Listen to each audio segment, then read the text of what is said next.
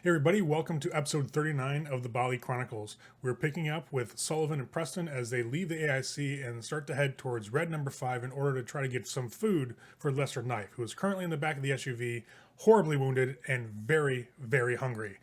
I'm sure nothing will go wrong, as usual. We'll see what happens. Oh God, tonight's been bad. It's been a rough night, dude. Red number 5 is down by the Chicago River, where it kind of goes into the Three Forks. It's over kind of by the expressway as well. So you guys head farther down south, take the expressway on over, hop off, get off of Halstead, and start heading towards red number 5. Small building, like on the corner of this this intersection. And you can see Friday night, the line is out there. It's pretty long. Like it goes by Which is at least awesome 15, 20 feet down the building. Because I'm not going in. I'll grab Okay. somebody from the line. So tell me your plan for this. So my plan for this is literally to get in line and kind of keep an eye for, a minute or two and see who might be here alone or with one other person maybe. And I'm going to entrance the fuck out of them and bring them back to the car. I don't have dominate. So once they get to the car, I don't know what's going to happen. But that's why we're going to park around the side where there's not a whole lot of people and maybe sounds don't travel that far. Okay.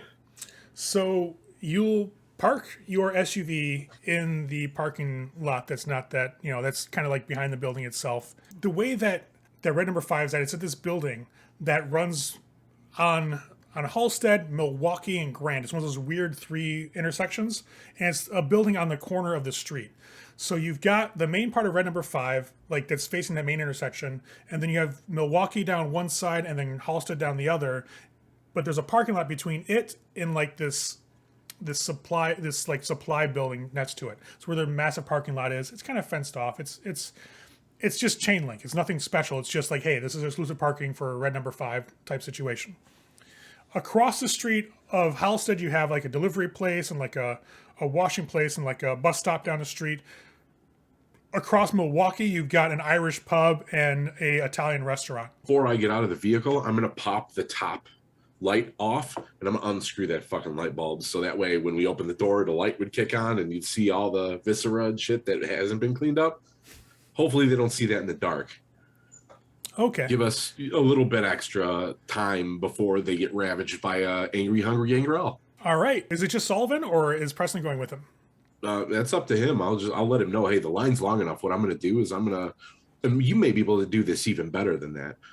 Go in line and wait for a couple of minutes and see, who's there with one or by themselves and say, man, this club is cool, but I can get us into, I don't know, the fucking, what's that? The badass place down the street. Why can't I think of it? The one where we go sometimes. Elysium's across the street. The church is down the street. You talking about the Succubus Club? Yeah, that one. Just be like, oh, I can get us into the Succubus Club. I guarantee you'll pull one away. It's the Succubus Club. This is really risky. I just want you to know. Hey, man, you got a better idea? I'm all for it. We could always call Jason and be like, hey, we need food quick. I'm sure he could have something for us to pick up. Or we can wait for the sheriff to call. He can help explain, or we can explain.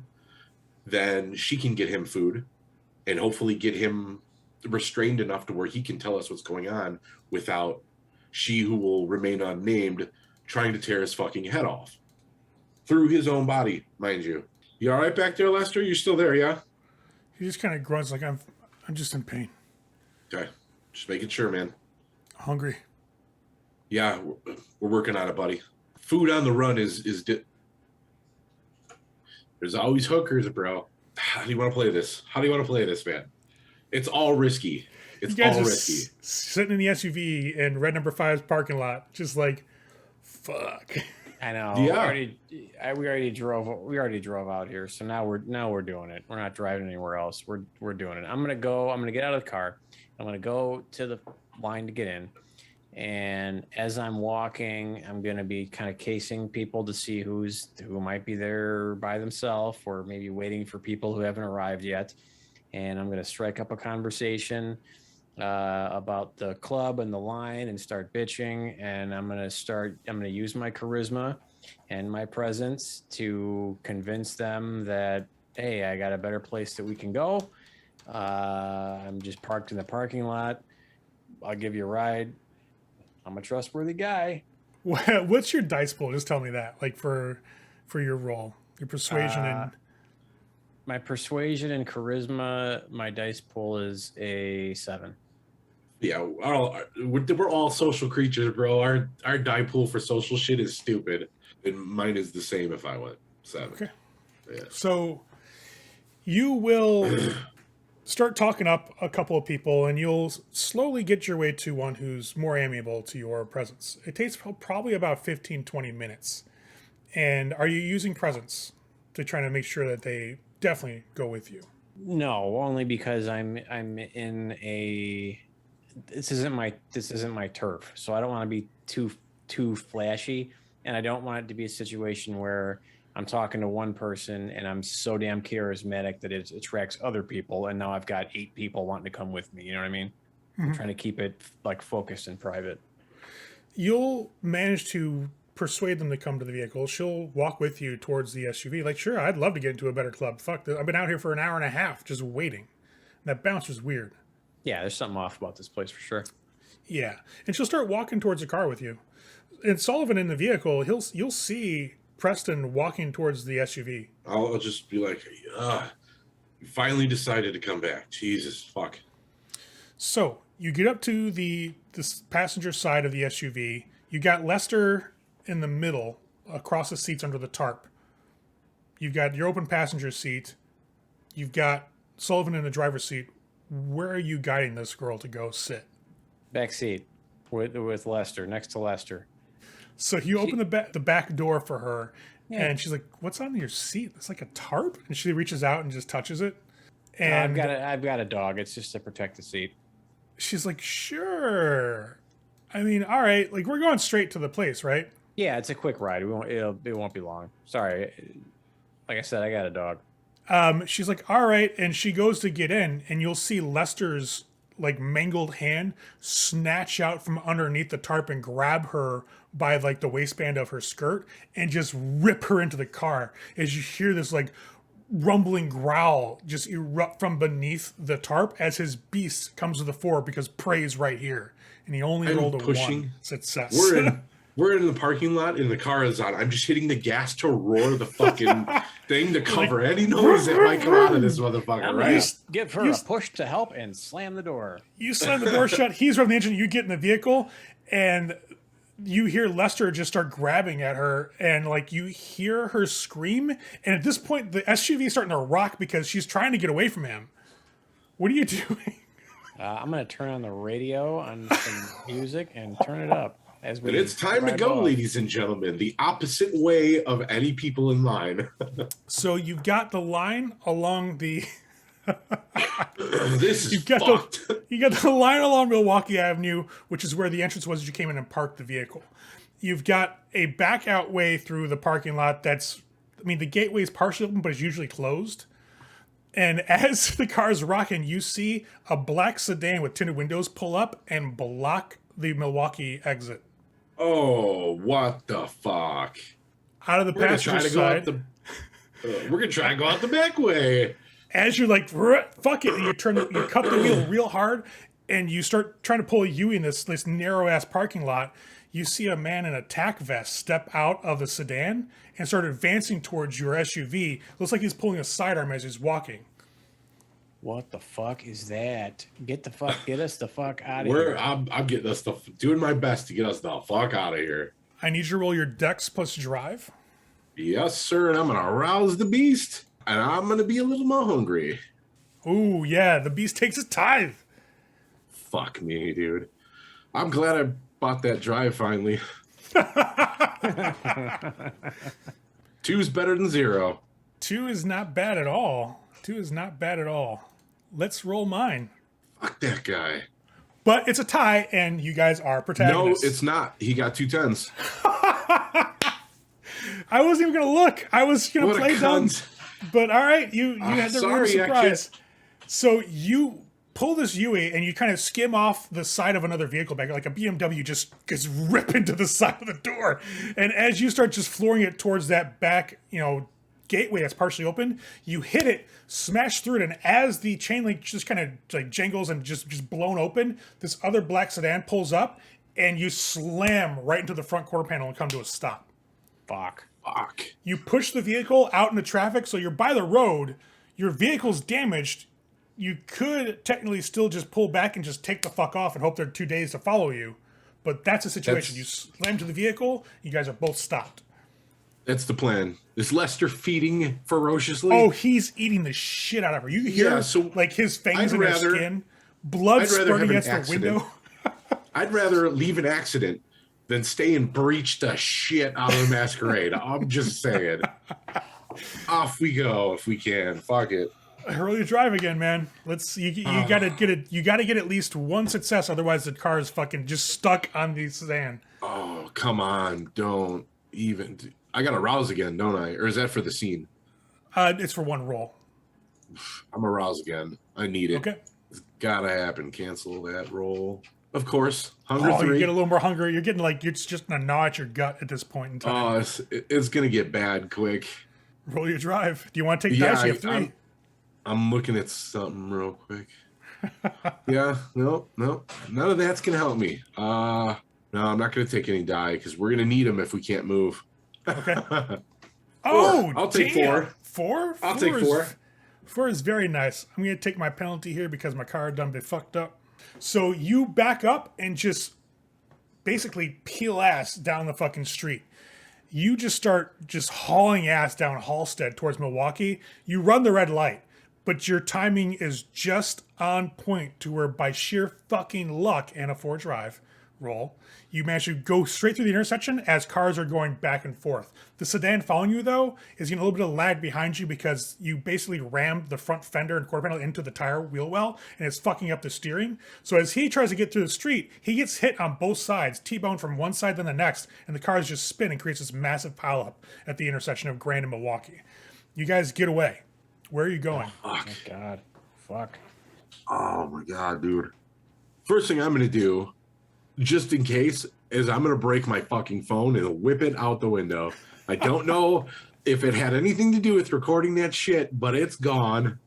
I'll pick a burner phone up later. So you guys get away. You throw your car out the window of your car. You throw the phone out the window of your car. You hear that the woman at this point has stopped moving and stopped making any sound whatsoever. You just hear this slurping and wet gurgling sound coming from under the tarp. Yeah, that sucks, but we're helping out a member of the city, and we're going to need him as another piece of the puzzle with Narissa. Certain sacrifices must be made. We're not going home, so where do you want to go? Like that had to have been planned. I don't know what the fuck set that off, but they were waiting for something. Go to the hotel where the sheriff lives. Done.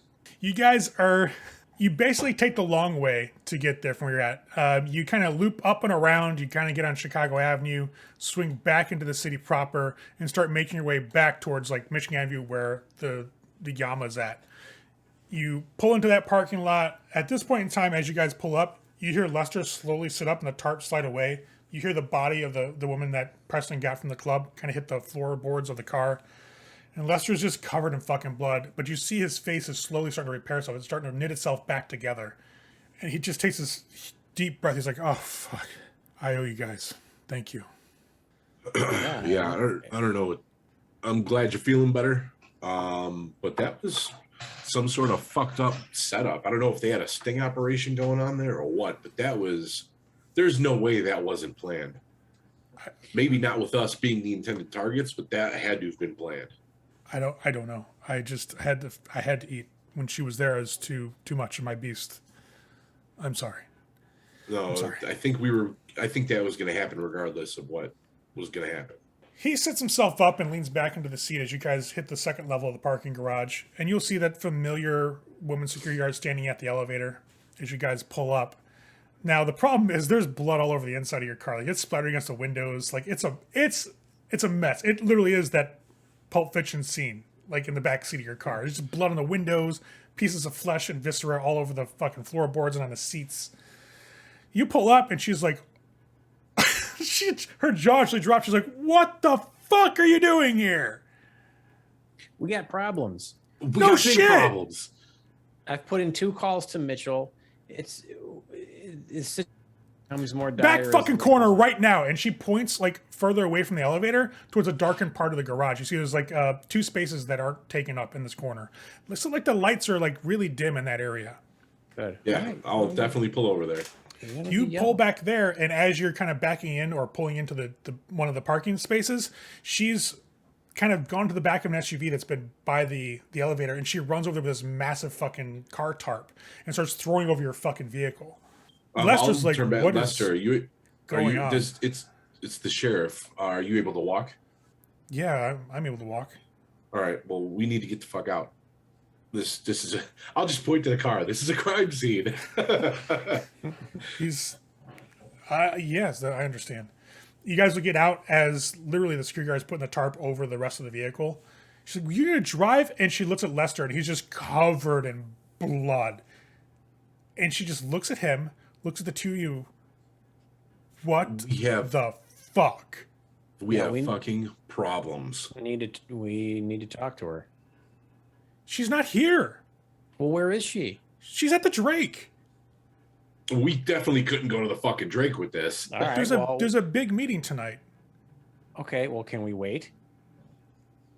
Can you bring us something to clean up? Or can we get a room in the hotel? Maybe, do you think Febreze is going to fix that? And she just gestures towards the SUV. No, we need to ditch that. I'm talking about him, and I'll point back to Lester. This is a he hotel. Needs a shower, clothes, something. Can you put us up in a room until she's here? Let me call Mitchell. Hold the fuck on. You guys stay back in the shadows, especially you. Yep. And she points at Lester. Lester's like, "Hey, I understand." And he steps back, like he's super calm at this point. You hear her like dial up her phone. She's like, "Mitchell, we got an issue. We got a situation at the fucking Yama. No, it's a fucking situation. You need to come here right the fuck now. It's the trio of doom. I'm not exaggerating. There's some guy who's, you know what? Let's address this differently. Sir, is there a spare room we can use that's out of the prying eyes of the public that we can use for VIP guests that needs to clean up very badly? We're talking like decontamination level cleanup. 2nd floor? All right, you're gonna call the bell, just have them open it up, leave it unlocked? Thank you, sir. She walks back. You hear her click her phone and just throw it in her inside jacket pocket. She's like, that fucking prick. All right, listen. We're going through the back service entrance. There's a room right by the back on the 2nd level here. All right? We'll have some clean clothes inside, and he can take a shower. Perfect. But this is going to be a big one on your tab. We understand. What we are bringing to the table here is all right. Okay, I don't care. I don't need to hear. I just need to get you guys inside now. You see her take off her long coat and just throw it over the back of Lester like it's going to help anything. And she ushers you guys through this back service hallway into the hotel itself. You start hearing some bits of traffic and people walking around further away. She ushers you very quickly down the hallway, out into the actual hall of the place itself, and into a room that's right there. It's a small twin-size bedroom room, not that big, but it's enough for him to get clean. And there's like some clothes, looks like it's from a gift shop. It's like an I Love Chicago t-shirt and like some blue jeans and sweatpants and like Crocs. Nice. And Lester walks in, he's like, what is, and she's like, this is what you're fucking wearing. You're gonna be happy and thankful. Clean your shit up. And she points at Preston and Sullivan. And I don't want to see him out until he is. Yeah? Hey, we're here. We're here now. We agree. Thanks. And she'll step out and close the door behind her. There's a small key card on the dresser. I'll just turn to Preston and be like, should we have told her that if it wasn't for us, that her boss would be ashes in the sun? It doesn't matter. No, it doesn't matter. Lester takes a deep breath, even though he doesn't have to. Obviously, you're fucking dead. It's just habit at this point. And he's like, I'm going to go get cleaned. Hey, man, we're going to take a seat on the bed, and I'm going to turn on the TV and see what's playing. We'll watch the news. He'll step in the shower. You'll hear it turn on. And after like a moment or two, you'll hear him step inside and start cleaning himself off. I'll do just that. Quietly. Sit on the bed, and I will turn the TV on to the news. You will see a report on WGN about a police action, a stop of a suspected kidnapper at the Red Number 5 Club off of Grand in Milwaukee. Not moments ago. There's no video, however, but police are investigating. Fuck, we definitely need a new vehicle. That thing's got to go to the scrapyard or something. So we're going to have to it's time for the friendship to work two ways with our good friend Serena. We need a new vehicle, and whatever else you think we need to, because we've given her plenty, we've saved her life, we've done a bunch of stuff. We're going to give her more info now that's going to help her. So I think it's time we benefit a little bit too, and she helps us out of this shit because we've helped her out of plenty. Yeah. Well, the important thing is that we got away from the tack vest, gun wielding middle Sting of the road operation. sting operation. I don't know what the fuck that was about. Oh, that was Hunters. There's no way I it know, wasn't but Hunters. where did we pick them up? What I did don't we do think to we attract their did. attention? I think Red number 5 did. How many vampires are sitting there feeding right now? Caitiff and Thin Bloods? There's got to be 10. There's no way that now that I'm able to sit and think about it rationally, there's no way that that place isn't under surveillance. Like, it was probably dumb of me to suggest it. I just didn't even think about it. They're not allowed anywhere else. Where else are they going to go to feed? Of course it's going to be under surveillance. There has to have been shit gone down there. They just haven't moved in on the club yet because they don't know what's going on. That's the only thing that makes sense to me.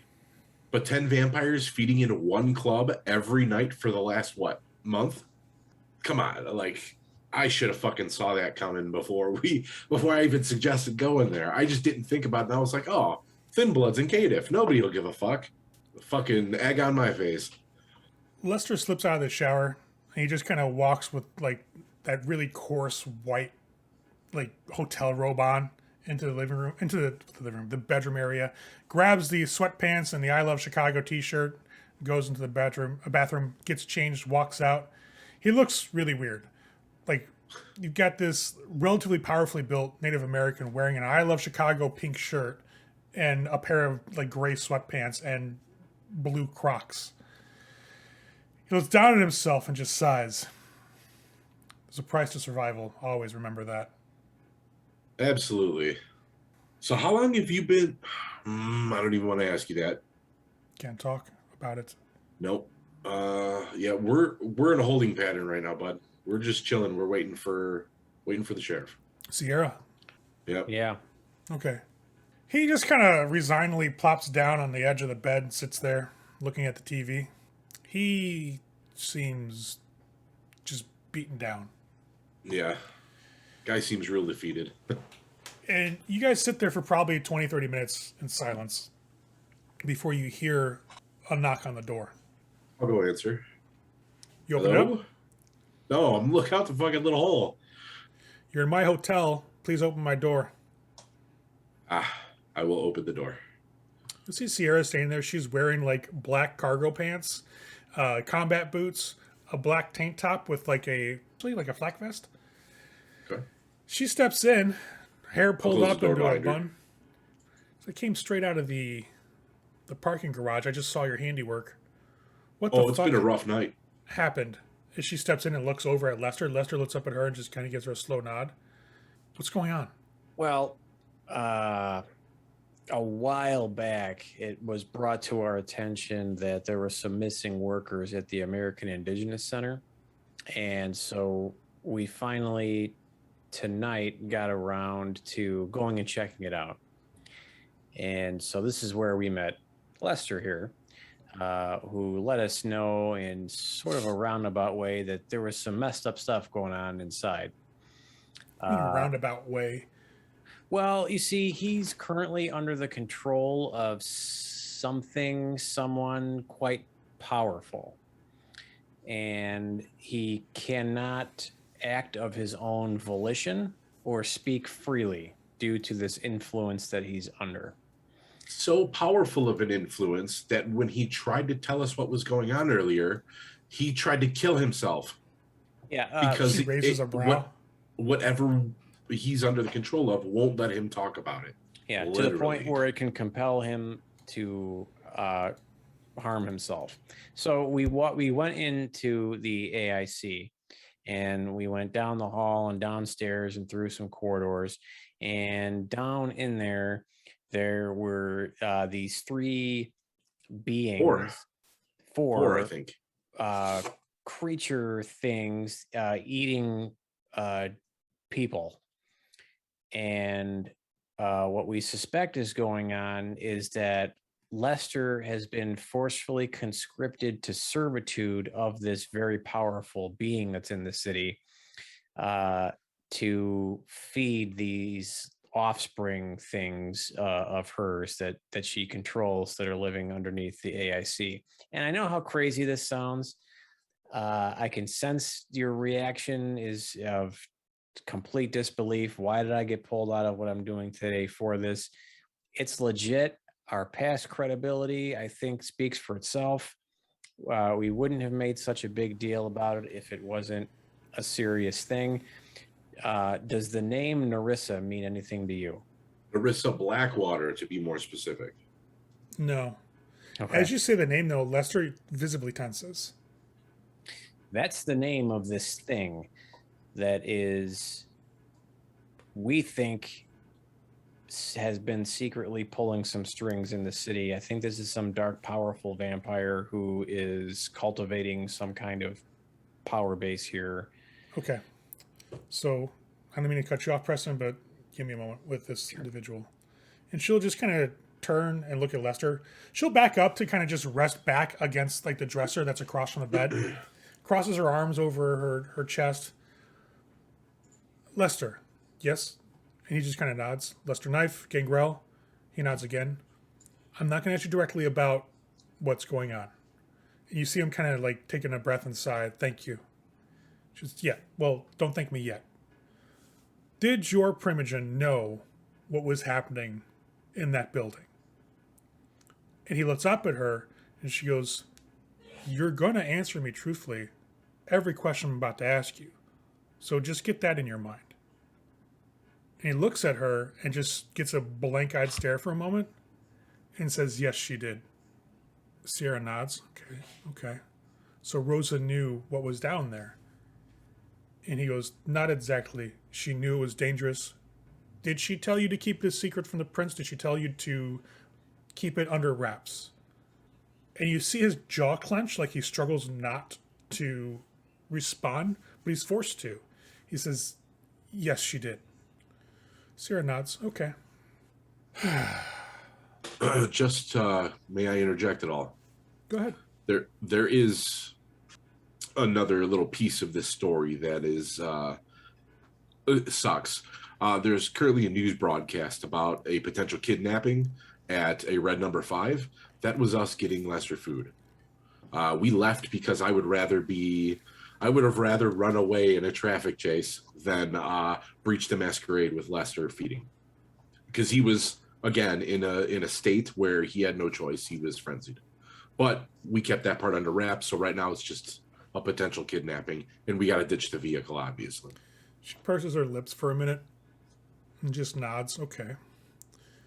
And you need help with the vehicle, a replacement? Absolutely. Yep. So this is where you quietly suggest that for helping me, I help you, and we scratch each other's backs here. Well, that's how we hope it goes. That's fine. I'll kind of give her a smirk. And she'll just raise a hand. She's like, I have no problem with that. We'll handle that. I'll take care of you. I'll handle the vehicle. Security told me there's a body inside. Yes. I'll take care of that too. I'll cover up this thing at red number 5. We're going to pin it on the Thin Bloods. That's kind of why we went there, to get food for him. This, and she just kind of gestures towards Lester, is another matter entirely. Understandable. Not that you've done anything wrong. This is nothing on you. This is on him and his primogen. Can I interject one more thing? I understand what's going on with him and his primogen, but is there any way we can keep in mind that he was compelled by a greater being to not do anything? Like, if he was too weak-willed to resist commands, that's on him. Weakness is not an excuse.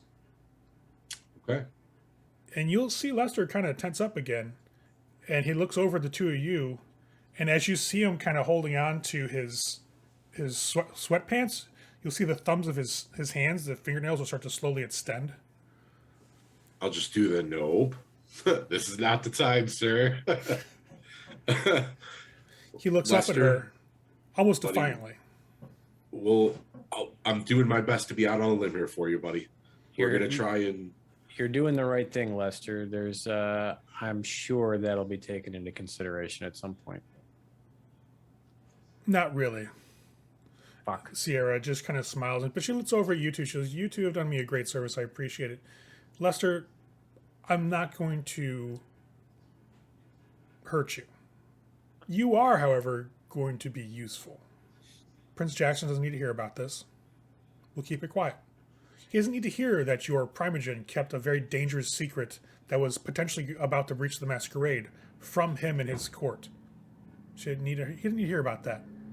Not from me, anyways. We'll keep it under wraps. You and your primogen, however, are going to owe your lives to me. But I'll cover it up. I'll make sure it never gets any further than this room. So you and Rosa are covered. However, that leaves us with loose threads. And Lester's like, what do you mean? And he'll just uncoil his hand slowly as you'll see his talons recede back into his fingertips. And she'll gesture to the two of you. Your two friends here. They need some sort of compensation so that they don't talk. Don't you? And she'll look at you. I'll just kind of look over at Lester and be like, you already said you owe us? That still stands, right? He just kind of nods. I'll shrug, then. We should be good. All right. So that's the overall picture taken care of. I need to know what's down below. And since he, and she'll gesture with both hands at Lester, is unable to talk, what do you two know about what was there? They seem like, from what I've heard, the stories I've heard of Kindred being in Wassail, something almost akin to that. Things that almost can't control their own beasts. They seem to be perpetually feeding on people who are continuously fed down to them. They're down some stairs, and I'll give her the directions of exactly where they were in that building. The interesting thing about it is that the Dometer, the creator of these beasts, and Lester's Dometer seems to be able to somehow hear through these things that she creates. Yeah, she was able to attempt to communicate with us through them. Weird. Yeah, very. I think this is a powerful being that we're dealing with here. Okay. And there's 4 of them. That we saw. I believe so, yeah. The 4 that came after us. Whether there's more that we didn't see, we ran. There could be more. See, Lester is like clenches. He's like trying to talk, but his jaw will not open. And she looks at him and says, "You look like you want to answer my questions. Why don't you?" You'll see her just kind of stare at him. And he looks at her and he's like, "I can't." She says, "No, you will answer my questions. What's down there? What are they exactly?" And he looks at her and his jaw kind of trembles. They are something that I cannot talk about. They are her children. Who's her? I can't say her name. You will say her name. I can't say her name. You will say her name. And he starts to try. You see his mouth start to try to form the words. But as he's doing this, there's blood that starts trickling down his nose, out of his eye, and out of his ears. It's like, I can't tell you. And she's like, okay, relax. Relax. We'll talk further about it later on. Maybe you, me, and Sabo will have a chat. It'll be okay. Lester, you're safe here. You've been fed, obviously, recently. I'm assuming that was your work in the car. He just kind of nods. Okay. You can stay here for the evening. We'll figure something out. Accommodations for the day. But you're safe. He just kind of nods. And you'll see him kind of reach up and kind of wipe the blood off his nose and his face. And she kind of gestures to the door. Can I talk to you two for a second outside? Absolutely. Of course. I'll just kind of give Lester a nod, like, all right, you'll be okay, buddy. And I'll head out. You guys head out the door with her. You go into that service hall. She like kind of leads you out of the main hallway into the service hall after you close the door. And once that door closes, she looks around. You can see Mitchell's on one end of the hall, and that's the security guard that's outside with you guys on the other end, keeping anybody from coming back here. And she looks at you guys. All right, we need to talk plainly now. Your friend Lester here needs to go. If something's controlling him that powerfully, he may not be able to ever come back from it, and he may be a liability. Have you ever seen that? Like No. this? No, me either. That's fucked. Which is why I'm saying he may have to go. Understand? It sucks, but understandable. So I'm not going to have you do anything with it. Let him have a night or a day where he can relax and not worry about whatever it is he had to deal with down there. And we'll decide what to do with him tomorrow night. Well, not us, but I will with other individuals. Right. I'm going to be in touch with Rosa, and she's going to be offering you 2 boons to keep your mouth shut. What you saw down there. Can you take me to where it was? Not tonight. I've got shit to do still, but later date when I can arrange a team. Absolutely. Yeah, of course. Okay. It may be a night or so before I can get you guys a vehicle, so It's all right. I We're can put you clean up in a enough to penthouse get an here. Uber or something. Yeah. Oh we yeah, can- no, that'll work. We can stay here for a bit. You'll be under my hospitality. It's my domain, so you'll be safe here. I'll take care of you. Make sure you have food in the evening when you wake up. Are you hungry now? I can arrange something for you. I'm a little hungry. Yeah. Okay. I do want to make the air completely clear here. After this, we're even. Understood. I mean, we have a working relationship as it is, so sure. Right. But I mean, past debts are considered taken care of. I'm going to not let your breach hit the prince's ears. I'm going to get you a new vehicle, wipe this one clean, get rid of the body for you, get you food, keep you safe during the day, and get you boons from the Gangrel Primogen. And your names will not be attached to this anywhere if something goes wrong. That sounds fair. I can agree to those terms. I like you, the 3 of you guys. You're nice guys. You help me out. I appreciate it. But we got to separate business from our social endeavors. And now, since I become sheriff, I've got a lot of business to handle, and I really can't be pulled aside for niceties. I'm not saying it was wrong of you to call me about this. It was absolutely right for you to call me about this. But if you call me again and I have to have Mitchell take the call, which is more likely the case, please be patient. And do me the favor of not showing up at my doorstep with a bloody canite and a dead body in your vehicle again. Yes, we Understood. understand. All right. Well, I'll have Mitchell set you guys up at rooms. I got to go back to the Drake, so I'm going to explain my absence of something. I don't know. I'll make something up, but you don't have to bother with it. I'll make sure that Rosa gets in contact with you or contacts Annabelle, or you'll hear of the boons. We'll have it handled. Fair enough. well. We appreciate it. Thank you for making the time. Yep. Yeah. Get some rest, you guys. You look tired. A little bit. Been a long night. And she'll just kind of smile and nod, but the smile doesn't touch her eyes. Right. And she just turns on her heel, and you'll hear her boots just clack as they walk down the hall, and she leaves.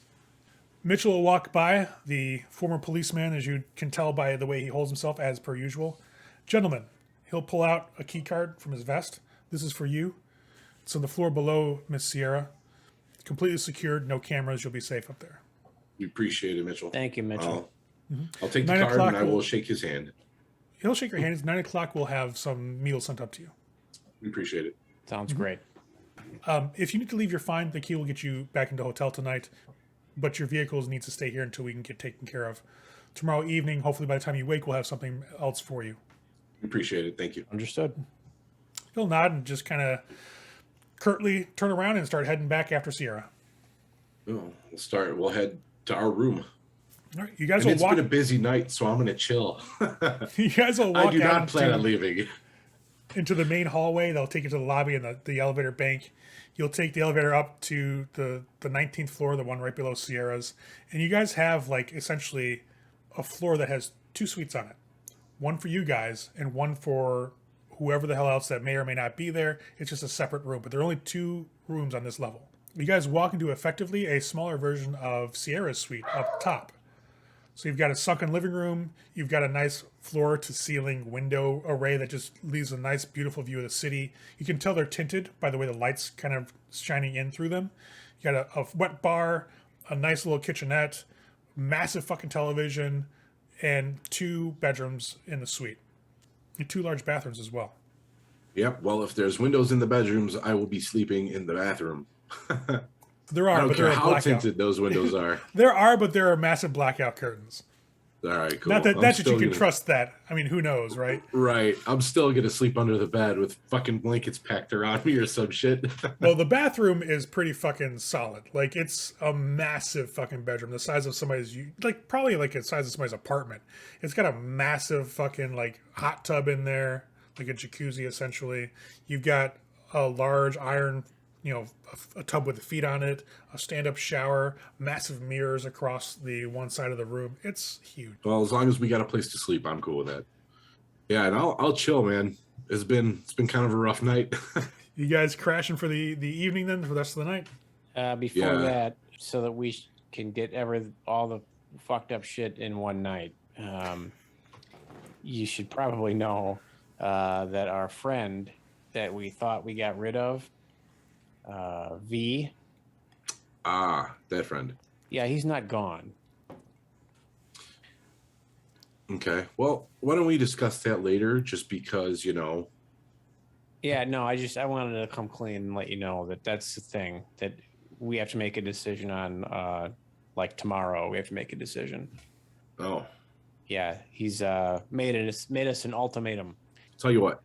We're gonna go in the bathroom, Ray. I'll turn the fart fan on and I'll start running the water. It's an exhaust fan, but you awaken the dragon. In the HVAC business, we call it a fart fan. I'll close the door and I'll just make sure there's enough ambient noise to cover up so we can talk low in case this fucker is bugged. Because I would bug us, Ray. I would bug us, okay? All right. So what's up now with V? So remember when we went back and I had to change clothes? Yes. Well, he had inhabited the body of Ryan. Who? My mortal Bahari contact that I've known forever. That was killed. Okay. Remember him? Yes. Yeah. Now I know what you're talking about. Yeah, I just didn't know his name was Ryan, or I didn't remember. It was Ryan. Yeah. So V had inhabited his body, and he was rooting around in the kitchen. He says that he wants one of us or me, or whatever, to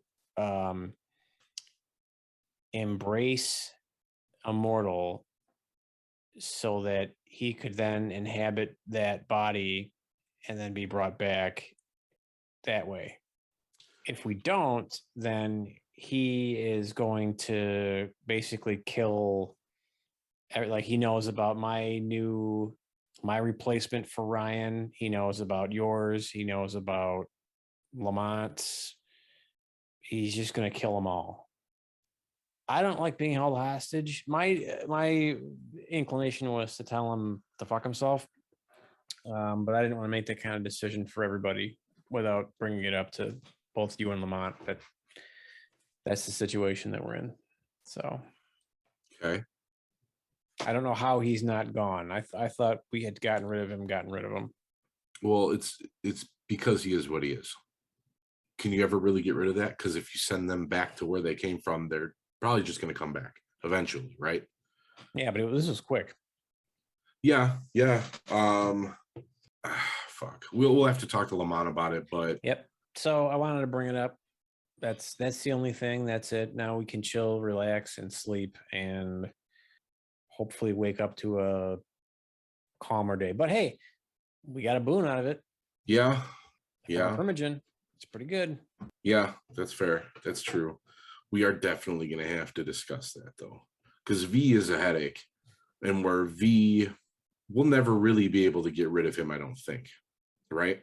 I don't know. And as long as we don't give of us, in theory, with your cult, you could trap him in an object or technically exercise him, because when you guys fucked him up is you separated him from the well completely.